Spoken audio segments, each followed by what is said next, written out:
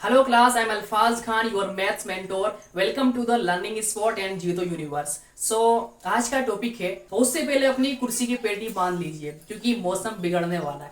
आज का हमारा टॉपिक जो रहेगा वो रहेगा क्लास 9 का lines and angles. Lines and angles के बारे में हम बहुत सारी ऐसी चीजें जानेंगे जो आप लोगों ने कभी सुनी भी नहीं होंगी, और साथ ही साथ हम लोग ये भी जानेंगे कि लाइन्स एंड एंगल्स का हमारी डेली रूटीन में या डेली लाइफ के अंदर, रियल लाइफ के अंदर क्या यूज होता है उसको भी हम लोग बहुत अच्छे से देखने वाले हैं. तो हम लोग देख लेते हैं इसका इंट्रोडक्शन, कौन कौन सी लाइंस होती हैं और कितने हमारे पास में एंगल्स होते हैं और किस एंगल्स का क्या यूज होता है, और साथ साथ में हम लोग ये भी देखेंगे इस चैप्टर का पूरा ओवरव्यू भी हम लोग अच्छे से देखेंगे.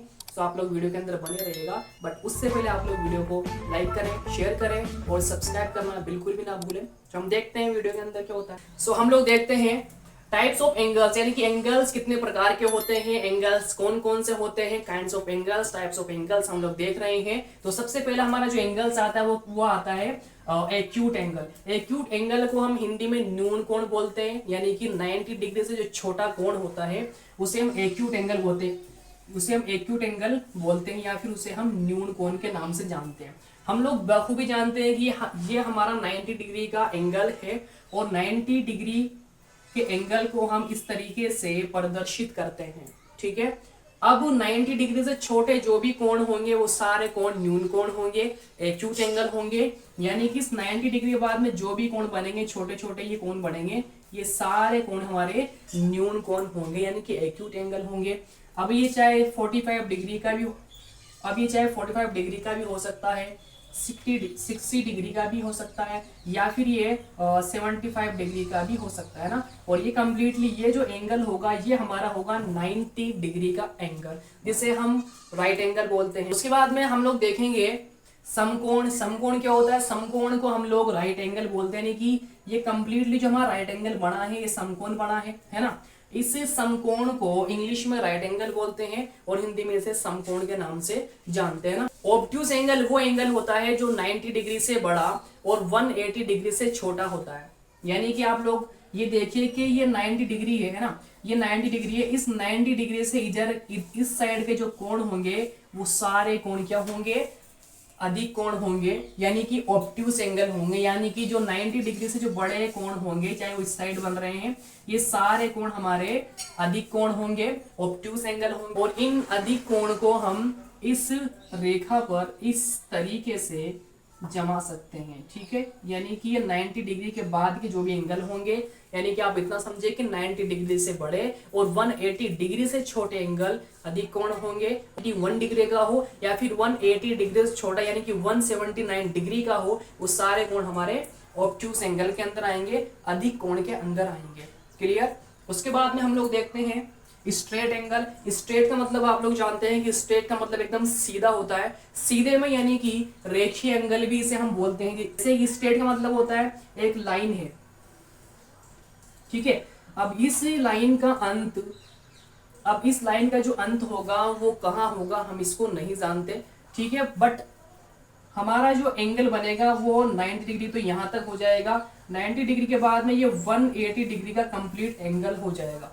यानी कि ये एक हमारी जो लाइन है, एक लाइन का जो कंप्लीटली एंगल होता है ये 180 डिग्री का एंगल होता है. और अगर इसके नीचे का भी अगर हम लोग देखते हैं तो ये 180 का होता है. यानी कि 180 plus 180 is equal to 360 degree.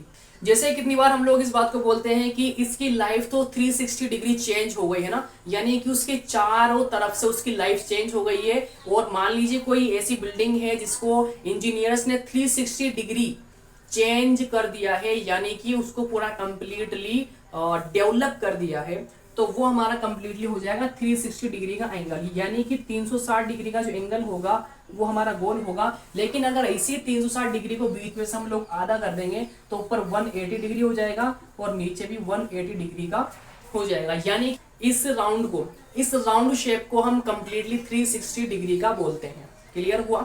उसके बाद में हम लोग देखते हैं रिफ्लेक्स एंगल. रिफ्लेक्स एंगल का मतलब होता है प्रतिवर्ती कोण. जो भी इस रेखा के नीचे एंगल्स होंगे वो सारे एंगल्स हमारे प्रतिवर्ती एंगल्स होंगे, यानी कि इसके रिफ्लेक्स में वो बन रहे हैं, इसी वजह से इसे हम रिफ्लेक्स एंगल के नाम से जानते हैं. इसके बाद में हमारा अगला एंगल आता है कॉम्प्लीमेंट्री एंगल, जिसे हम हिंदी में पूरक कोण के नाम से जानते हैं.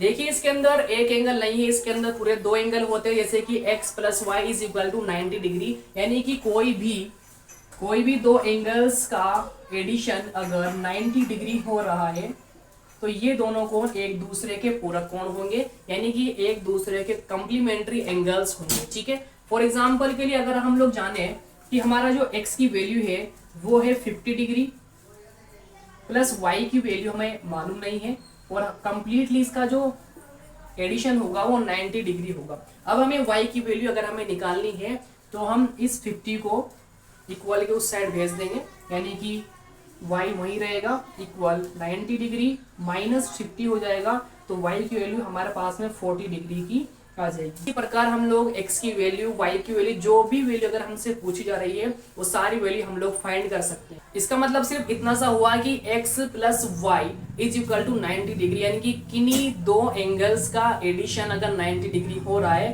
एक दूसरे के पूरक कोण है, यानी कि 90 डिग्री है, कॉम्प्लीमेंट्री एंगल्स इसे हम बोल सकते हैं। उसके बाद में हमारा एंगल्स आता है सप्लीमेंट्री एंगल। सप्लीमेंट्री एंगल का मतलब होता है संपूरक कोण। ठीक है, यानी कि इसे हिंदी में संपूरक के नाम से जाना जाता है। अगला हमारा एंगल आता है सप्लीमेंट्री एंगल, जिसे हम संपूरक कोण के नाम से भी जानते हैं। संपूरक कोण भी सेम कॉम्प्लीमेंट्री एंगल के जैसे ही होता है, यानी कि कोई भी दो एंगल्स का जोड़, दो एंगल्स का योग अगर 180 डिग्री आ रहा है तो एक दूसरे के संपूरक कोण होंगे। जैसे कि हम लोग फॉर एग्जांपल के तौर पर हम देखते हैं कि हमारे पास में x एंड y की जो वैल्यू है, x एंड y की वैल्यू आ रही है, वो आ रही है 180 डिग्री, यानी कि x plus Y is equal to 180 degree. अब हमें अगर y की वैल्यू फाइंड करनी है तो हमें 180 में से 50 को माइनस करना होगा। ठीक है, तो हम लोग 50 को 180 के साइड में भेज देंगे। उसके बाद में हम लोग देखेंगे कि 180 माइनस 50 इज इक्वल टू ये आ जाएगा 130, यानी कि y की जो वैल्यू हमारे पास में आई है वो आई है 130 डिग्री। क्लियर हुआ? यानी कि सप्लीमेंट्री एंगल्स वो होते हैं जहां पर दो अलग अलग एंगल्स हैं, दो अलग अलग कोण हैं, इन दोनों का जोड़ अगर 180 डिग्री हो रहा है तो एक दूसरे के सप्लीमेंट्री होंगे, एक दूसरे के संपूरक कोण।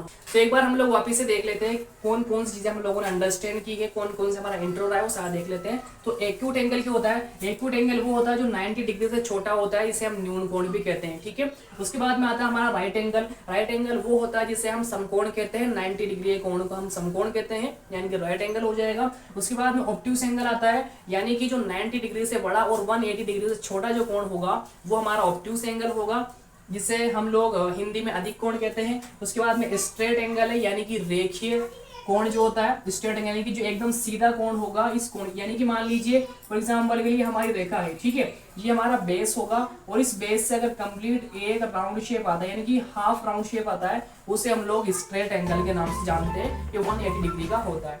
उसके बाद में आता है हमारा रिफ्लेक्स एंगल, यानी कि नीचे के कंप्लीटली जो एंगल होंगे, ठीक है, नीचे जो कंप्लीटली एंगल बनेंगे ये सारे एंगल्स हमारे रिफ्लेक्स एंगल होंगे। ठीक है, उसके बाद में हम लोग देखते हैं कंप्लीट एंगल।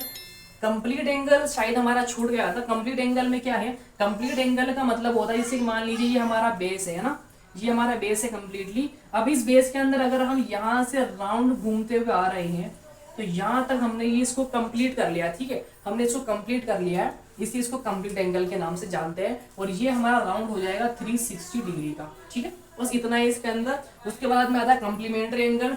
दो एंगल्स का योग अगर 90 डिग्री होता है तो एक कंप्लीट एंगल होगा, जिसे हम पूरक कोण कहते हैं। उसके बाद में सप्लीमेंट्री एंगल है, दो एंगल्स का योग अगर 180 डिग्री आता है तो इसे हम सप्लीमेंट्री एंगल कहेंगे, जिसे हम लोग हिंदी में संपूरक कोण के नाम से भी जानते हैं। अब इसके बाद में हमारा अगला टॉपिक है लाइंस का। लाइंस के चैप्टर को देखने से पहले हम लोग इसको रफ करेंगे, बट उससे पहले आप लोग वीडियो को लाइक करें, शेयर करें, कमेंट करें और सब्सक्राइब करना बिल्कुल भी ना भूलें। सो हम लोग इसको रफ कर लेते हैं।